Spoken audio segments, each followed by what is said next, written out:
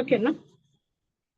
Welcome to DR show. నేను మీ doctor Thangella Sivaprasad Reddy alias doctor TSPR. నమస్తే, ఆదాబ్, హలో. అతిథి తంగెల్ల శ్రీదేవి రెడ్డి. మీరు వినేది కరెక్టే. వారికి స్వాగతం. నేను తంగెల్ల శివప్రసాద్ రెడ్డి, వారు తంగెల్ల శ్రీదేవి రెడ్డి. మరొకసారి మీరు ఇబ్బందులకు గురి కాకండి. మీరు వినేది సుస్పష్టంగా తంగెల్ల వంశీయులమే. సో ఇక్కడ చర్చకి ఎందుకంటే ప్రతిసారి ఏదో ఒక గొడవ, కులం పేరు మీదనో ఆ పేరు మీదనో. ఎన్నికలు అంటే హక్కులు, వనరులు, హక్కుల సంరక్షణ, వనరుల దోపిడీ కాకుండా పారదర్శకంగా జవాబుదారితనంతో పాలన అందించడమే. అందు గురించే మనము ఎన్నుకుంటాం ప్రజాస్వామ్యబద్ధంగా. పాలన మనకు ఉండాలని, ప్రజాస్వామ్యం వరదిల్లాలని రాజ్యాంగబద్ధంగా ఎన్నికలు జరుపుకుంటాం. ఎందుకంటే మనం ప్రాతినిధ్యం ద్వారానే పంచాయతీ నుంచి లోక్సభ వరకు ఎన్నుకొని వారు మన సేవకులు. ప్రధానమంత్రి అయినా, ముఖ్యమంత్రి అయినా, ఎవరైనా, చీఫ్ సెక్రటరీ అయినా, డీజీపీ అయినా ప్రజా సేవకులే. ఇది ఫస్ట్ ప్రజలకు భయం తీసేయాలని మేము గత 10 సంవత్సరాల నుంచి ప్రయత్నం చేస్తూ ఉంటే ఇప్పుడు ఒక కొలిక్కి వచ్చింది. దాంట్లో ఓటర్ మహాశయులు, 18 సంవత్సరాలు నిండిన వారు ఓటేస్తారు కాబట్టి ఓటర్ మహాశయులు, వారికి ఎన్నుకునే స్వేచ్ఛ ఉంది. అది కూడా ఎట్లా ఉండాలి? స్వేచ్ఛాయుత వాతావరణంలో, ఎటువంటి ప్రలోభాలకు, భయాందోళనలకు లోను కాకుండా, అంటే రాజ్యాంగ ఉల్లంఘన జరగకుండా ఎన్నికలు జరిగితే ఆ ఓటర్ మహాశయుడు తనకు కావలసిన పార్టీ ప్రతినిధిని లేక స్వతంత్ర అభ్యర్థిని ఎన్నుకునేటువంటి స్వేచ్ఛ ఉంది. అదేవిధంగా వారు ఎన్నికల్లో పోటీ చేసేటువంటి హక్కు కూడా రాజ్యాంగం వారికి కల్పించింది. సో అటువంటి నేపథ్యంలో తెలంగాణ మనం మళ్ళీ మాట్లాడదాం. ఇదే శ్రీదేవి రెడ్డి గారిని మళ్ళీ ఒక వ్యాసం రాసిన తర్వాత మళ్ళీ పిలుస్తాం. ఆంధ్రప్రదేశ్లో మనం ఇంతకుముందు ఒకసారి కులంగాణ, ఆ కులం ప్రకారం ఏ విధంగా జగన్ శాసనం నడిపాడో ఆ కులమే ఆయనకు శాపంగా మారిందా వైఎస్ఆర్సిపి? ఎందుకంటే ఎన్నికలు అంటే కార్యకర్తలు, పార్టీకి కావాల్సినటువంటి ఆయుపట్టు లాంటి ఉండేటువంటి కార్యకర్తలు. మరి అటువంటి కార్యకర్తలు గ్రామస్థాయి సర్పంచ్ లెవెల్ నుంచి లోక్సభ వరకు వైఎస్ఆర్సిపికి ఉన్న వాలంటీర్ల పరిస్థితి అనే ఒక పద్ధతి తెచ్చిన తర్వాత అవినీతిని రూపుమార్పాలే, ఇంటి దగ్గరనే అన్ని కావలసినటువంటి ప్రజలకు సేవలు అందించాలని వాలంటీర్ వ్యవస్థను తెంచి అదే కుంపం ముంచిందా? అక్కడ ఆయన తన అనుకునే వాళ్ళను విస్మరించారా? మన అనుకునే పార్టీని కూడా విస్మరించారా? వారు వ్యాసం ఏం రాశారో ఒకసారి స్క్రీన్ మీద చూపించి ముందు మాటగా వారితో మాట తీసుకున్న తర్వాత ఇంకా కొన్ని వీడియోలు చూపిస్తాను. ఎందుకంటే మన క్యాష్ ఫర్ ఓట్ కూడా మనం మర్చిపోకూడదు. ఆ నేపథ్యంలో చంద్రబాబు నాయుడు గారు అప్పుడు ముఖ్యమంత్రి ఉన్నప్పుడు హైదరాబాద్ మొత్తం ఖాళీ చేసిపోయారు అక్కడికి. మరి ఆ సంబంధిత రేవంత్ రెడ్డి గారు కూడా ఇప్పుడు ఇక్కడ తెలంగాణలో ముఖ్యమంత్రి. అవన్నీ చర్చిద్దాం. ఒక్కసారి నేను ఇది మీకు స్క్రీన్ పై శ్రీదేవి రెడ్డి గారు ఒక మంచి వ్యాసం రాశారు. ఆ వ్యాసాన్ని చూసే నేను వారిని మనం ఒక షో చేద్దామమ్మా. చాలా అరుదుగా రాస్తూ ఉంటారు వ్యాసాలు, అది కూడా రాజకీయ విశ్లేషణమైనటువంటి ఒక మంచి వ్యాసం.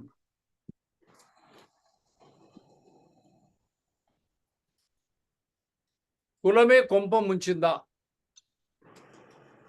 కులానికి ఎంత దగ్గరలో? శ్రీదేవి రెడ్డి గారు.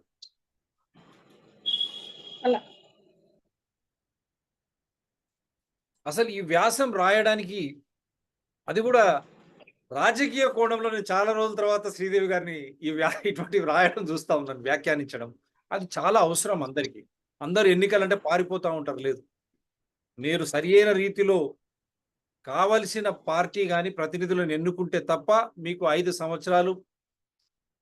ఈ వ్యాసం మీరు రాయడానికి కారణం ఏంటి శ్రీదేవి రెడ్డి గారు?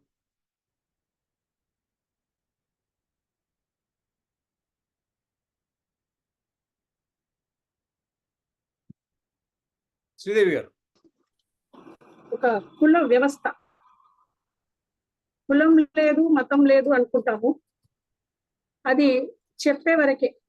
కానీ రాజకీయంగా వచ్చే వరకు రాజకీయ సామాజిక పరిస్థితుల్లో కులం లేనిది ఈ సమాజంలో జీవితమే మనుగడనే కనిపించడం లేదు. బడిలో పిల్లవాడిని చేర్చినప్పటి నుండి ఉద్యోగం వచ్చే వరకు కులమే అడుగుతారు. కులం అనేది రాజ్యాంగబద్ధంగానే ఇక్కడ మనుగడ సాగిస్తున్నప్పుడు కొందరు వస్తారు, కులం లేదు మతం లేదు అందరూ సమానం అంటారు. ఏ విధంగా సమానం? ఒక ఓసీ బీసీ ఎస్సీ అని అనుకుంటాం మనము. ఒక అగ్రకులం వాడికి పాఠశాల స్థాయి నుండి చూసుకుంటే ఉచిత పుస్తకాలు ఎవరికి ఇస్తున్నారు? కులం పేరు అడిగే ఇస్తున్నారు. ఇంటర్మీడియట్ నుంచి ఆ తర్వాత యూజీ పీజీ స్టేజీలో కులం పేరు అడిగే మనకు స్కాలర్షిప్లు ఇస్తున్నారు. ఇన్ని ఉన్న ఈ సమాజంలో కులం లేదు అని అనుకోవడం అనేది ఒక ఆత్మ పరిశీలన చేసుకోవాల్సిన అంశం ఇది. ఇక రాజకీయం వరకు వస్తే కులాల పేరు మీదనే సీట్లు కేటాయిస్తున్నారు, కులాల పేరు మీదనే శాఖలు కేటాయిస్తున్నారు, కులాల పేరు మీదనే రాజకీయ కుమ్ములాటలు జరుగుతున్నాయి. ఇప్పుడు ఆంధ్రప్రదేశ్ ఎన్నికల్ని తీసుకుంటే కొండపైన అమ్మ కొండ కింద కమ్మ అని రేణుకా చౌదరి గారు బాహాటంగానే ఒక సవాల్ విసిరారు రెడ్డి సామాజిక వర్గానికి. అదే విధంగా తెలంగాణలో రేవంత్ రెడ్డి గారు కూడా ఎలక్షన్ టైంలో రెడ్లకు అధికారం ఇవ్వండి, రెడ్లు పాలన చేస్తారు అన్నాడు బాహాటంగానే. పవన్ కళ్యాణ్ ఒక జనసేన అని ఒక పార్టీ పెట్టి 2 సార్లు గాజువాక తర్వాత భీమవరంలో ఓడిపోయిన తర్వాత కనీసం కాపులైనా నాకు ఓటేసి గెలిపించండి అన్నాడు. అనడమే కాదు, కాపు జనాభా ఎక్కడైతే ఎక్కువగా ఉందో అక్కడికి వెళ్ళి తన గెలుపోటముల్ని ఒక కులం అండదండలతో పరీక్షించుకున్నాడు. ఇంకా కులం లేదని ఏ విధంగా అంటే ఆత్మవంచన చేసుకోవడమా? కులం లేదు అని ఒక సంఘ సంస్కరణ ఉద్దేశంతోనో లేకపోతే నన్ను నేను మోసం చేసుకుంటూనో మాట్లాడితే ఇది ఎంతవరకు కులం లేదు అనడం అనేది ఎంతవరకు అంగీకారంగా కనిపిస్తుంది? కానీ మన ఈ వైఎస్ రాజశేఖర రెడ్డి కొడుకు వైఎస్ జగన్మోహన్ రెడ్డి విషయానికి వస్తే ఆయన రెడ్డి సామాజిక వర్గాన్ని పూర్తిగా పక్కకు పెట్టేశాడు. అంటే రెడ్డి సామాజిక వర్గాన్ని కుల కోణంలోనే చూస్తాడు. ఈ కులం దగ్గర ఉంటే నన్ను అహంకారి అనుకుంటారో ఏమో, ఈ కులానికి అండదండలు అందిస్తే ప్రజలు నాకు దూరం అయిపోతారేమో అని భ్రమలు పెంచుకున్నాడు. నా ఎస్సీ, నా బీసీ, నా ఓసీ, నా మైనారిటీ అన్నాడే గాని అంటే నా రెడ్డి అని అనమని చెప్పట్లే. రెడ్లలో పేదవాళ్ళు లేరా? అగ్రవర్ణాల్లో పేదవాళ్ళు లేరా? నా నిరుపేద రెడ్లు అని ఉండవచ్చు కదా. రెడ్లంతా పెత్తందారులేనా? కాదు కదా. గ్రామాల్లోకి మండల స్థాయిలోకి నగరాల్లో చూస్తే కడు పేదలు, కూలీ చేసుకునే పేదలు ఉన్నారు, నిరుపేద దిగువ మధ్య తరగతి రెడ్లు ఉన్నారు. మరి వాళ్ళందరి కోసము ఆయన కనీసం నా పేద రెడ్లు అనే మాట కూడా జగన్మోహన్ రెడ్డి నుంచి రాలేదు. అందరూ అవతల అంటే ఇప్పుడు రాజకీయ పరిస్థితులు ఏ విధంగా ఉన్నాయంటే కుల ప్రాతిపదికన రాజకీయాలు నడపవచ్చు అనేది ఈ 2024 ఎలక్షన్, ఆంధ్ర ఎలక్షన్ రుజువు చేసింది. కులం అంటే ఒక కవచం లాగా, ఈ ఎలక్షన్ లో కులం అంటే ఒక కవచం లాగా. ఈ రోజు కూడా న్యూస్ పేపర్లో చూస్తే కింద పైన చంద్రబాబు నాయుడు గారు ఒక ఆడిటోరియంలో కూర్చుంటే కింద అంటే నిన్న ప్రమాణ స్వీకారానికి వచ్చిన ఫోటో వేసి కొండపైన అమ్మ కొండ కింద కమ్మ ఇదే నిజం అన్నారు. అంటే ఈ కులాల పేరు పైన ఎందుకు ముందుకు నడుస్తున్నారు? ఈ కుల వ్యవస్థ అనేది అంటే కుల వ్యవస్థ అనేది ఈ భారతదేశంలో ఒక కుల వృత్తులు అనేవి మనకు బాగా జీవితాలతో ముడిపడి ఉండొచ్చు. కానీ ఈ రాజకీయంగా కులాల కుమ్ములాట ఎంతవరకు వెళ్తుంది? దీన్ని వైఎస్ జగన్మోహన్ రెడ్డి ఎందుకు గమనించుకోలేకపోయాడు? అంటే కేవలం బహుజనులు, ఎస్సీలు, బీసీలు తన వెంట ఉంటేనే విజయం సాధించవచ్చు అని అనుకున్నట్టున్నాడు. కానీ అంటే కులము ఉండాలి, కులాలు ఖచ్చితంగా ఉండాలి అని ఒక కుల దుర్గంధం, కుల గజ్జితో నేను మాట్లాడటం లేదు. కానీ సామాజిక వర్గం అండదండతో కూడా ముందుకు నడిచి ఉంటే ఫలితాలు ఇంత దారుణంగా ఉండేవి కాదు అనిపిస్తుంది. మరీ దారుణంగా అంటే దారుణం అంటే రాజకీయంలో ఉత్థాన పతనాలు అనేవి సర్వసాధారణంగానే ఉంటాయి. తమిళనాడులో మనం చూస్తున్నాము. కరుణానిధి గారు 200 సీట్లకు పైన వచ్చినప్పుడు జయలలిత గారు 7 సీట్లు పరిమితం అయిపోయారు. ఆ తర్వాత మళ్ళీ election audio audio audio audio audio అయిపోయింది. కరుణానిధి గారు 4 సీట్లకు పరిమితం అయిపోయారు. ఏది ఏమైనా ఈ జగన్మోహన్ రెడ్డి ఓటమికి అనేక కారణాలు వినిపిస్తున్న తరుణంలో నేను గమనించినంత వరకు నాకు 3 కారణాలు కనిపించాయి. 1 ఉద్యోగాలు, 2 కులం. మళ్ళీ వస్తాను మీ దగ్గరికి. ఇప్పుడు మీరు చెప్పిన జాబితా ఇప్పుడు ఏపీలో ఎవరెవరికి ఎన్ని ఓట్లని కాపులు బలిజలు కలిపి 52,07,091, ఎస్సీ మాల 35,46,748, రెడ్డి సామాజిక వర్గం 26,29,029, మాదిగ 25,85,725 ఈ సామాజిక వర్గం, యాదవ సామాజిక వర్గానికి 25,54,037, ముస్లింలకు 23,84,492, కమ్మ సామాజిక వర్గం 19,87,911. అట్లా ఉత్తరాంధ్ర కాపులు, వైశ్యులు, బోయ వాల్మీకి, మత్స్యకారులు, కొప్పుల వెలమ, పద్మశాలిలు, గౌళ్లు, రజకులు, బ్రాహ్మణులు, వడ్డెర్లు, నాయి బ్రాహ్మణులు, క్షత్రియులు, కాలింగులు, క్రిస్టియన్లు, యానాదులు, కురుబ, కంసాలి, గవర్లు, కుమ్మరి, ఉప్పర్లు, దూదేకులు. మళ్ళీ ఇక్కడ ఇవి దూదేకులు అంటే మన ముస్లిం సామాజిక వర్గమే. ఇక్కడ కూడా ఎరుకలు అంటే కూడా మళ్ళీ దాంట్లో కూడా వాళ్ళు వస్తున్నారు బీసీ రిజర్వేషన్స్ కోసం. పొలినాటి వెలుమలు, ముత్తరాసి అంటే ముదిరాజు, సుగాలి, భగత, ఇంకేమైనా ఉన్నా కూడా మీరు చెప్పొచ్చు. నేను మనకున్న వివరాలు ఈ విధంగా సామాజిక వర్గంగా వారు ఇన్ని ఓట్లు కలిగి ఉన్నారు. అటువంటప్పుడు మీరు చెప్పినట్టు నేను నా వాళ్ళను దగ్గర పెట్టుకుంటే నాకు ఇబ్బందులు వస్తాయని దాదాపు 27 లక్షల మంది వారు ఉన్న వారిని పక్కన పెట్టినాడు మీరు చెప్పినట్టు. అంతే కదా? ఒకటి ప్రమాణ స్వీకారం ఒక్కసారి విజువల్ చూద్దాం. ప్రమాణ స్వీకారం జిల్లా కేసరపల్లిలోని సభా ప్రాంగణం సర్వాంగ సుందరంగా ముస్తాబైంది. ఆంధ్రప్రదేశ్ కు 4వ ముఖ్యమంత్రిగా ఇవాళ 11:20 Chandrababu, Pawan Don't risk losing the photos and videos from your phone. This innovative device makes it easy to back up your smartphone. Kalyan దంపతులతో పాటు కేంద్ర హోంమంత్రి అమిత్ షా, కేంద్ర మంత్రులు జేపీ నడ్డా, జితిన్ రామ్ మాఝీ, చిరాగ్ పాస్వాన్, నితిన్ గడ్కరీ, కిషన్ రెడ్డి, కె రామ్మోహన్ ఈ సభాస్థలి చుట్టుపక్కల కూడా నాడు మాజీ సీఎం పన్నీర్ సెల్వం, ప్రముఖులు, సినీ నటు ప్రమాణ స్వీకార కార్యక్రమంలో పాల్గొంటూ ఈ అంశాలన్నింటినీ దృష్టిలో ముఖ్యమంత్రిగా ఇవాళ 11:20 ప్రాంగణానికి చేరుకోవాలి. జల్ జీవన్ మిషన్ ఒక వెన్నెల జల్లు మనపై వర్షంగా చిలకరిస్తే ఎటువంటి చక్కటి అనుభూతి కలుగుతుంది. నా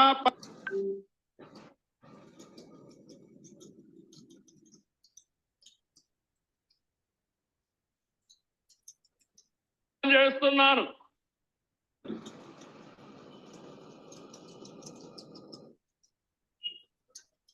నేను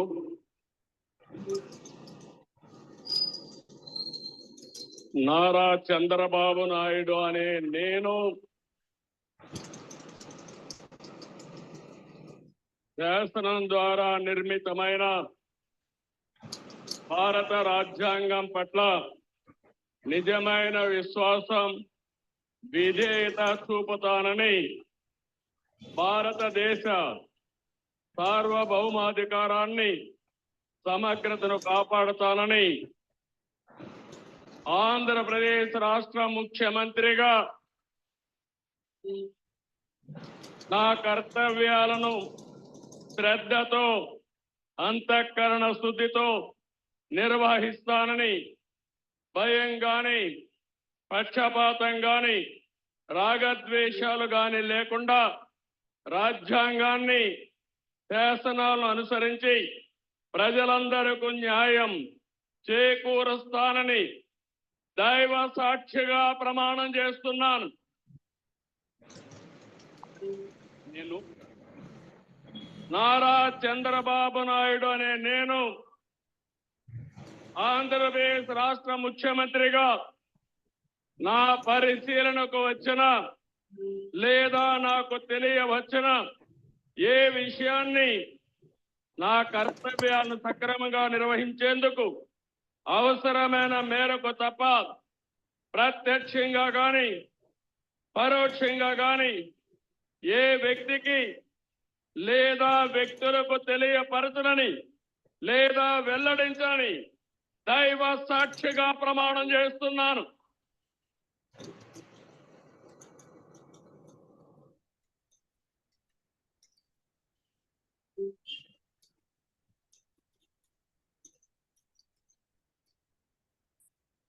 శ్రద్ధతో అనుమతితో ఆంధ్రప్రదేశ్ రాష్ట్ర మంత్రివర్గులుగా ఎంపిక చేయబడిన వారి పేర్లున పదవి మరియు రహస్య పరిరక్షణ స్వీకారం కోసం చదువుతున్నాను. గౌరవనీయ గవర్నర్ గారిని ఆంధ్రప్రదేశ్ రాష్ట్ర మంత్రివర్యులుగా ఎంపికైన వారిచే పదవి మరియు రహస్య పరిరక్షణ ప్రమాణ స్వీకారం చేయించవలసిందిగా విజ్ఞప్తి చేస్తున్నాను. మంత్రివర్యుల పేరు ఒక్కొక్కటి చదవటం జరుగుతుంది. గౌరవనీయులు కొనిదాల పవన్ కళ్యాణ్ గారు,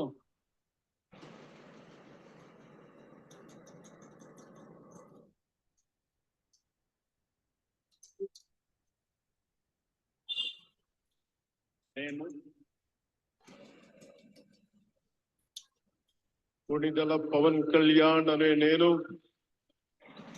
శాసనం ద్వారా నిర్మితమైన భారత రాజ్యాంగం పట్ల నిజమైన విశ్వాసం విధేయత చూపుతానని, భారతదేశ సార్వభౌమాధికారాన్ని సమగ్రతని కాపాడుతానని, ఆంధ్రప్రదేశ్ రాష్ట్ర మంత్రిగా నా కర్తవ్యాలను శ్రద్ధతో అంతఃకరణ శుద్ధితో నిర్వహిస్తానని, భయం గాని పక్షపాతం గాని రాగద్వేషాలు గాని లేకుండా రాజ్యాంగాన్ని శాసనాలని అనుసరించి ప్రజలందరికీ న్యాయం చేకూరుస్తానని దైవ సాక్షిగా ప్రమాణం చేస్తున్నాను. నేను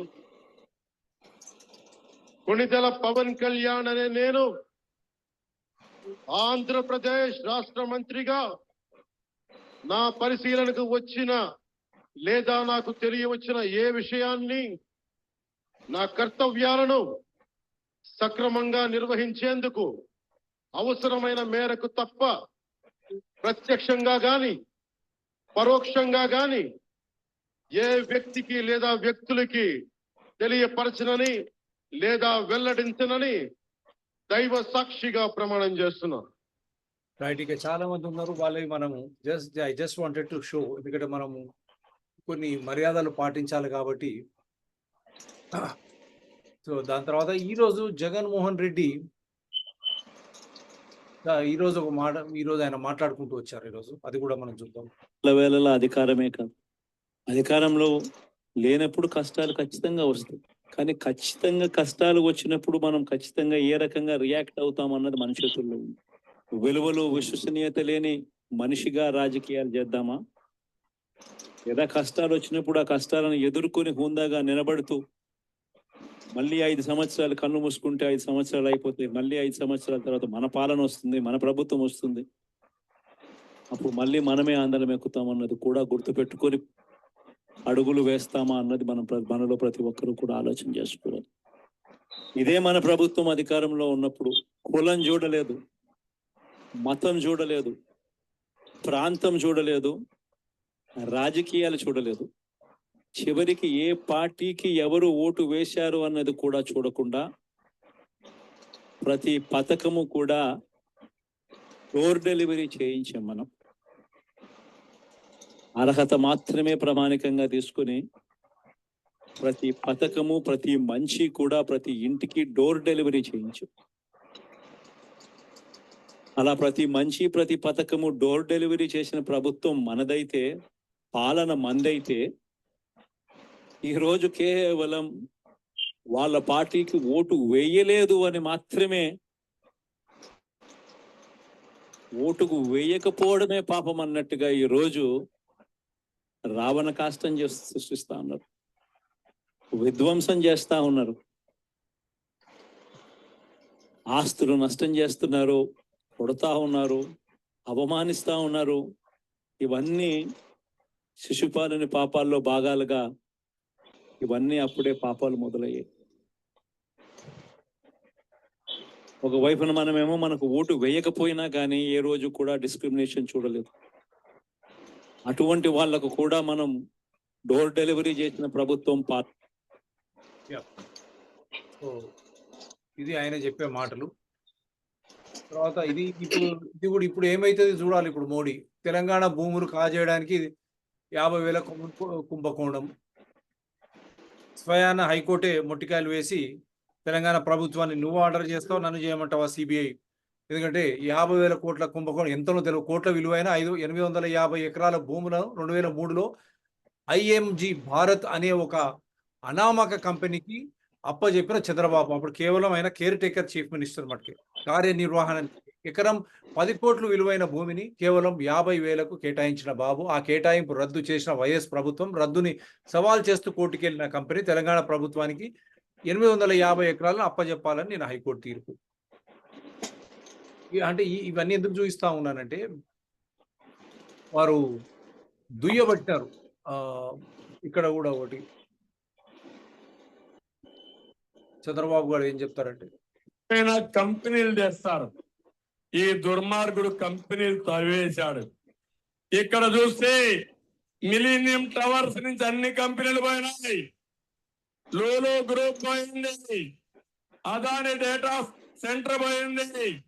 మళ్ళీ హామీ ఇస్తున్నా, నేను వస్తే పరిశ్రమలు వస్తాయి, జగన్ వస్తే గంజాయి వస్తుంది. ఎవరైనా కంపెనీలు తెస్తారు. జగన్ వస్తే గంజాయి వస్తుందంటే, ఆయన వస్తే పరిశ్రమలు వస్తాయంట. ఇంకో పెద్దది కూడా జగన్ ఎందుకు, ఇది ఒకటి కూడా నేను చూపించేసి, ఇవన్నీ అంటే గెలవడం కోసం వాళ్ళు చేస్తున్న ఒక ఏమంటారు జిమ్మిక్కులు మాత్రమే. గెలవడం కోసం అద్దెస్తాను ఇచ్చేస్తాను అంటారు. ఏం ఇప్పుడు రోడ్డు వ్యవస్థను తీసుకుంటే ఇప్పుడు ఇది ఆంధ్రప్రదేశ్ లో ఒకటి నిమిషం మీకు చూపించేసి, ఓకే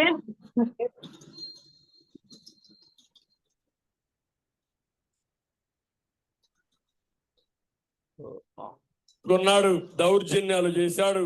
అందుకే నేను ఒకటే హెచ్చరిస్తున్నా, ఎన్టీఆర్ జలాశయాన్ని పూడ్చి 2 కోట్ల విలువైన స్థలంలో వైసీపీ నేతలు నిర్మాణాలు ప్రారంభించారు. అవునా కాదా అని మిమ్మల్ని అడుగుతున్నా. గోకులం కేటాయించిన భూమిని కూడా వైసీపీ నేతలు కబ్జా చేసే పరిస్థితికి వచ్చారు. ముబారక్ షాదీ ఖానా పక్కనున్న 20 సెంట్ల భూమి కూడా కొట్టేసే పరిస్థితికి వచ్చారు. తెలంగాణ నుంచి లెక్కర తెచ్చి అమ్ముతున్నారు. తమ్ముళ్ళు హెచ్చరిస్తున్నాను, అంది కొట్టుకోలే మిమ్మల్ని అందరినీ. రేపంతా మీ భూములు మీ ఆధీనంలో ఉండవు. కొత్త చట్టం వస్తా ఉంది. ఆ చట్ట ప్రకారం మీ దగ్గర ఏమీ డాక్యుమెంట్ ఉండదు, 10-1 ఉండదు, అడంగల్ ఉండదు, పట్టాదారు పాస్ పుస్తకం లేదు. జగన్మోహన్ రెడ్డి దగ్గర కీ ఉంటుంది, లేకపోతే ఇక్కడే చిన్న సైకో దగ్గర ఒక కీ ఉంటుంది. అతను మీ అకౌంట్ మారిస్తే ఇంకా కోర్టు కూడా పోయే అవకాశం లేదు. మీరు ఆత్మహత్యలు తప్ప వేరే మార్గాలే లేవు అని చెప్పి నేను మీకు తెలియజేస్తున్నా. మీ భూమిని మీకు కావాలనా లేదా అని అడుగుతున్నా. అందుకే తమ్ముళ్ళు ఇక్కడికి వచ్చినప్పుడు నంది కొట్టుకోరు ఎమ్మెల్యే పాపం ఒక ఎస్సీ అయినా ఈ రోజు ఆయన్ని పనిచేయడం లేదు. మొత్తం ఇక్కడే పిల్ల సైకో చేశాడు, మొత్తం దోచుకున్నాడు, దౌర్జన్యాలు చేశాడు. అందుకే నేను ఒకటే హెచ్చరిస్తున్నా, ఎన్టీఆర్ జలాశయాన్ని పూడ్చి దౌర్జన్యాలు మరి వీరేం చేస్తున్నారో దౌర్జన్యాలు కావా? సో ఇట్లా ఇప్పుడు ఆ చట్టం కూడా, ఆ చట్టం కేంద్రం తెచ్చింది. మళ్ళీ మోడీ ఆ రోజు ఏ విధంగా ఆయన ఒప్పుకుంటున్నాడో, నీతి ఆయోగ్ తెచ్చిన చట్టమే అది సవరణ. దీన్ని చెప్పుకోలేకపోయారా? ఇట్లా లాస్ట్ ఒక్కటి చూపించేసి, అది ఏం వీడియో కాదు, సార్ ఏమో ఇంకా సెలవు అన్నారు. దానికి చంద్రబాబు నాయుడు ఓకే అన్నాడు. ఓకే సో లాస్ట్ కు ఇక్కడ క్యాష్ ఫర్ ఓటు ఇంట్రెస్టింగ్. ఇది SC agrees to hear place seeking transfer of trial in 2015 cash for vote case against Telangana CM. A bench of Justice B.R. Gavai and Sandeep Mehta issued notices to the state of Telangana, Revanth Reddy and others seeking their response on the play filed by Bharat Rashtra Samiti BRS MLA Jagadish Reddy and 3 at the apex post. అది already ఈ case ఏమి అనేది కూడా చాలా క్లియర్గా అందరికి అర్థం కావాలా. On May 31st, 2015, Revanth Reddy, then with the Telugudesam party, was apprehended by Anti-Corruption Bureau while allegedly paying rupees 50 lakhs bribe to Elvis Stephenson. ఈ 50 లక్షలు ED ట్రయల్లో ఉంది madam. A nominated MLA for supporting TDP nominee Vem Narendra Reddy, the Legislative Council election. Same Vem Narendra Reddy is the today వారు మళ్ళా chief advisor. Apart from Revanth Reddy, the ACB had arrested some others. All of them were later granted bail. So ఇది ఈ case అప్పుడు జరుగుతున్నప్పుడు ఆయన అక్కడ నుంచి మాట్లాడింది స్వయానా చంద్రబాబు నాయుడు గారితో. నేను ఎవరు పేర్లు తీసుకోవడం లేదు, అది తప్పైతే మీరు రండి మేము షో చేస్తాం. అది చండీగఢ్ ఫోరెన్సిక్ ల్యాబ్కు పోయింది. ఆ తర్వాతనే చంద్రబాబు నాయుడు హుటాహుటిన హైదరాబాద్ వెళ్ళిపోయాడు. కాబట్టి ఆ కేసు ఇప్పుడు అదే రేవంత్ రెడ్డి గారికి ఈరోజు గుదిబండే కూర్చున్నప్పుడు ఏ విధంగా పాలన అక్కడ సక్రమంగా జరుగుతుంది. సిల్క్ స్కామ్ కేసు చూసాం మనము. ఈ నేపథ్యంలో ఎట్లా చూస్తారు ఇప్పుడు చెప్పండి. యా, మీరు అసలు కారణాలు చెప్పిన తర్వాత వీటిపై రండి. ఇప్పుడు చంద్రబాబు నాయుడు గారు మాట్లాడుతున్నారు, జగన్మోహన్ రెడ్డి హయాంలో అన్ని దౌర్జన్యాలు మాత్రమే జరిగాయి. అంటే జగన్మోహన్ రెడ్డి అంటే ఇప్పుడు రాజకీయంగా నేను ఏ పార్టీ తరపున కాదు, కేవలం మీరు చూపించిన క్లిప్పింగ్ ఆధారంగా మాట్లాడుతున్నాను. జగన్మోహన్ రెడ్డి గారు దౌర్జన్యాలు మాత్రమే చేశాడు అంటే చంద్రబాబు నాయుడు గారు కరెక్ట్ గా పాలన చేస్తూ వచ్చాడు. ఆయన హయాంలో జరిగినవన్నీ కూడా చరిత్రలో మొత్తం రికార్డ్ అయ్యే ఉన్నాయి కదా. ఎప్పటికప్పుడు నేను మారిపోయాను అనే మాట చంద్రబాబు నాయుడు గారు ఎందుకు మాట్లాడుతున్నారు? అంటే ఏం తప్పు చేశాడు అని చెప్పి నేను మారిపోయాను అంటున్నారు.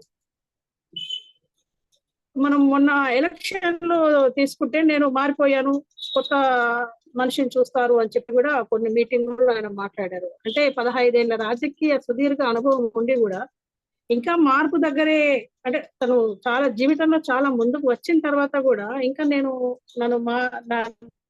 నాలో మార్పు చూస్తారు అనడం దేనికి సంకేతం? ఈ మాటలన్నీ కూడా ఇప్పుడు ఎఫెక్ట్ చూపించాయి. ఆంధ్రప్రదేశ్ ఎన్నికల్లో మన చంద్రబాబు నాయుడు గారు అవినీతి ఆరోపణలు చేస్తున్నప్పుడు జగన్మోహన్ రెడ్డి గారు వాటిని తిప్పికొట్టాలి, వాళ్ళ కార్యకర్తలు కూడా వాటిని తిప్పికొట్టాలి. ఈ కార్యకర్తలు కానీ సోషల్ మీడియా వారియర్స్ కానీ ఏ విధంగా ఉన్నారంటే జగన్మోహన్ రెడ్డిని పొగడటంతోనే సరిపోయింది.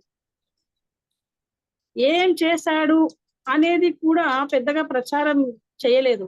ప్రత్యర్థులు చేస్తున్న ఆరోపణల్ని తిప్పికొట్టే ప్రయత్నం కూడా పెద్దగా కనబడలేదు. తిప్పికొట్టి ఉండవచ్చు కానీ పెద్దగా తిప్పికొట్టలేదు అనే నేను కూడా సోషల్ మీడియాలో యాక్టివ్ గా ఉంటాను కాబట్టి నేను చూసినంత వరకు కూడా ఒక తెలుగుదేశం పార్టీ కార్యకర్తలు ఒక సైనికుల్లా పనిచేశారు. కానీ వీళ్ళు కూడా పని చేశారు, చేయలేదు అనట్లేదు. కానీ జగన్మోహన్ రెడ్డిని పొగడ్తలతో ముంచెత్తడం అనేది అందుకే సరిపోయింది కాలం అంతా. అది వాలంటీర్ వ్యవస్థ కూడా పార్టీని కుప్పగూల్చింది కదా. మీరు ఆ 3 కారణాలు నేను అన్ని చేశాను, నేను అన్ని చేశాను అనుకుంటే ఓటేయండి, చేశాను అనుకుంటే ఓటేయండి అంటే ఇప్పుడు జనాలు ఏ విధంగా ఉన్నారంటే జనాలు అంటారు జనాలంతా గొర్రెదాటు అని చెప్పి, జనాలంతా నిజంగా ఆ విధంగానే ఉన్నారు. ఎప్పటికప్పుడు మర్చిపోతుంటారు. ఉదాహరణకి ఈయన ఏమన్నారు, చంద్రబాబు నాయుడు గారు ఇంతకుముందు ఒకసారి ఏదో మీటింగ్ లో ఎవరైనా దళితులుగా పుట్టాలి అనుకుంటారా అని అన్నాడు. కానీ ఆ మాట ఎవరికి గుర్తు లేదు, గుర్తు ఉండదు కూడా. రాజకీయంలో ఒక వివాదాస్పదమైన వ్యాఖ్యలు అనేవి ఎప్పటికప్పుడు కనుమరుగైపోతూ ఉంటాయి. ఈ మాట అన్నాడు కదా, ఆ మాట అనలేదు కదా అనే పట్టింపులు, సెంటిమెంట్లు ఈ రాజకీయంగా ఇప్పుడు ఈయన మేనిఫెస్టో తీసుకొచ్చాడు చంద్రబాబు నాయుడు గారు. అందుట్లో ఈ జగన్మోహన్ రెడ్డి మేనిఫెస్టో కంటే రెట్టింపు అద్భుతాలు ఉన్నాయి. అటువంటప్పుడు ఈయన జగన్మోహన్ రెడ్డి మేనిఫెస్టో ఉచితాలకు అలవాటు పడ్డ జనాలు ఏమైంది అంటే అవి వస్తాయి ఇవి వస్తాయి అని అనుకున్నారే తప్ప జగన్మోహన్ రెడ్డి మాకు అన్ని ఇస్తున్నాడు ఈయనకి ఎందుకు ఓటేయాలని అనుకోలేదు. జగన్మోహన్ రెడ్డి ఇచ్చే పథకాలు కూడా కంటిన్యూ అవుతాయి. వాటికి తోడు మళ్ళీ అరచేతిలో వైకుంఠం అల్లావుద్దీన్ అద్భుత దీపం మాకు దొరుకుతుంది అని కూడా ఈ ఉచితాలకు అలవాటు పడ్డ వాళ్ళు కూడా ఈయనకు ఓటు వేయలేదు. అట్లా ఇంకొకటి మీరు ఇంతకుముందు 26 లక్షల మాత్రమే జనాభా రెడ్లదే అన్నారు. కానీ 26 లక్షల ఓట్లు మాత్రమే కావచ్చు. కానీ మీరు అంటే ఒక్క రెడ్డి 100 మందితో సమానం అనేది ఒక పూర్వం సామెత ఒకటి ఉంది. వీళ్ళు గ్రామాలను ఆంధ్రప్రదేశ్ లో గాని తెలంగాణలో గాని ఈ రెడ్లు దాదాపుగా 50 నుంచి 60 నియోజకవర్గాల మీద ప్రభావం చూపించగలరు. 26 లక్షలే కావచ్చు, కానీ వాళ్ళ ప్రభావంతో ఓటేసే జనాలు చాలా మంది ఉంటారు. అది కూడా జగన్మోహన్ రెడ్డి పరిగణలోకి తీసుకోవాలి. తర్వాత మేనిఫెస్టోని కూడా వాళ్ళు ఆ విధంగా అద్భుతాలు చూపించినప్పుడు దానికి ధీటుగా తను ఏమి ఇచ్చాడు, ఏమి ఇవ్వబోతున్నాడు, దాన్ని ఏ విధంగా మనం అద్భుతాలను చూపించినప్పుడు అవి ఏ విధంగా సాధ్యం అవుతాయా సాధ్యం కావా అనేది కూడా వివరిస్తూ ఉండాలి. అన్ని ఇచ్చాను. మీరు 3 కారణాలు ఏదో చెప్పబోయారు, ఎందుకంటే మనకు 6 నిమిషాల సమయం ఉన్నది. ఉద్యోగాలు, జగన్మోహన్ రెడ్డి ఓటమికి గల కారణాలు చాలా మంది చాలా రకాలుగా చెప్తున్నారు. బాబాయ్ హత్య అంటున్నారు, చెల్లెలు ఎడబాటు అంటున్నారు. ఇవన్నీ కారణాలు కాదు. బాబాయ్ హత్య అనడంలో అసలు కారణమే కాదు. ఎందుకంటే ఎన్టీ రామారావు గారు తనను వెన్నుపోటు పడిచిన బాబు గారి గురించి బహిరంగ వీడియోలు చేస్తారు. ఆ వీడియో ప్రభావం చూపించలేదు జనాల మీద. అట్లాగే చెల్లెలు ఎడబాటు అంటున్నారు. చెల్లెలు ఎడబాటు అంటే పవన్ కళ్యాణ్ గారు భార్యల్ని మూడో భార్యను చూసుకున్నాడు. ఆ 2 భార్యల ఎడబాటు కూడా ఎన్నికల మీద అసలు ప్రభావం చూపించలేదు. ఇంకోటి పవన్ కళ్యాణ్ ని టార్గెట్ చేసి పెళ్లిళ్ళ గురించి మాట్లాడారు అంటున్నారు. పవన్ కళ్యాణ్ మాట్లాడలేదా? రోజా గురించి డైమండ్ రాణి అనలేదా? నీలి చిత్రాలు అనలేదా? ఇవన్నీ ఎఫెక్ట్ కాదు. ఎఫెక్ట్ అయినవి ఒకటి సామాజిక వర్గాన్ని పక్కకు పెట్టడం, ఒకటి ఉద్యోగుల నిరసన, ఒకటి మూడవది ఉచిత పథకాలు తీసుకున్న ప్రజలు. ఈ ముగ్గురే ఎఫెక్ట్ చూపించారు. ఘోర ఓటమికి ఈ ముగ్గురే కారణం. కాబట్టి మళ్ళీ మనము ఒకవేళ 2029లో వాళ్ళు అధికారంలోకి వచ్చినా ఈ 3 విస్మరించవద్దు. ప్రధానంగా ఉచితాలకు ప్రజలను అలవాటు చేయవద్దు. ఉపాధి చూపించండి. ఉద్యోగుల డిమాండ్లు మొత్తం కాకపోయినా కొంతవరకైనా నెరవేర్చండి. మూడవది సామాజిక వర్గాన్ని కొంత ఆదరించండి. ఈరోజు మంత్రివర్గంతో చంద్రబాబు నాయుడు గారు ఫోటో తీయించుకుంటే ఎమ్మెల్యేగా చేసిన ఆనం రామనారాయణ రెడ్డి గారు వెనుక నిలబడి ఉన్నారు. ఒక్కసారి ఎమ్మెల్యేగా గెలిచిన పవన్ కళ్యాణ్, లోకేష్ బాబులు ముందర కూర్చొని ఉన్నారు. అంటే ఒక సామాజిక వర్గానికి ఏ విధమైన విలువ ఇస్తున్నారు అక్కడ అనేది కూడా మనకు ఆ ఫోటో స్పష్టం చేస్తుంది. ఇదే ఇంకొక విషయం, ఇప్పుడు ఇక్కడ ఈ క్యాష్ ఫర్ ఓట్ క్యాష్ ఎందుకంటున్నారు? అక్కడ ముఖ్యమంత్రి, ఇక్కడ ముఖ్యమంత్రులు, వీళ్ళు సుప్రీంకోర్టులో కేసు ఉన్నది. దీనివల్ల సుస్థిర పాలన తెలంగాణలో, ఆంధ్రప్రదేశ్లో అందించగలరా? ఎందుకంటే అక్కడ ఢిల్లీలో గుజరాతీ పాలన వాళ్ళు గాన కంట్రోల్ చేస్తూ ఉంటే ప్రజలకు అన్యాయం జరగదా? లేనిపోని ఎన్నో పథకాల గురించి ఇక్కడ ఆంధ్రప్రదేశ్లో మాటలు ఇచ్చారు. అదేవిధంగా మనం తెలంగాణలో కూడా నిత్యం చూస్తూ ఉన్నాం. స్వయాన రేవంత్ రెడ్డి గారు మహబూబ్ నగర్ తన సొంతం జిల్లాలో ఎంపీ సీటు ఓడిపోయాడు. ఎమ్మెల్సీ బీఆర్ఎస్ గెలిచింది అక్కడ. మళ్ళీ అదేవిధంగా తను రిప్రజెంట్ చేసేటువంటి మల్కాజిగిరి కూడా ఓడిపోయాడు. సో ఈ నేపథ్యంలో ఈ క్యాష్ ఫర్ ఓట్ కానీ ఇదేమైనా ప్రభావితం చూపబోతుందా 2 రాష్ట్రాల ప్రజలపై?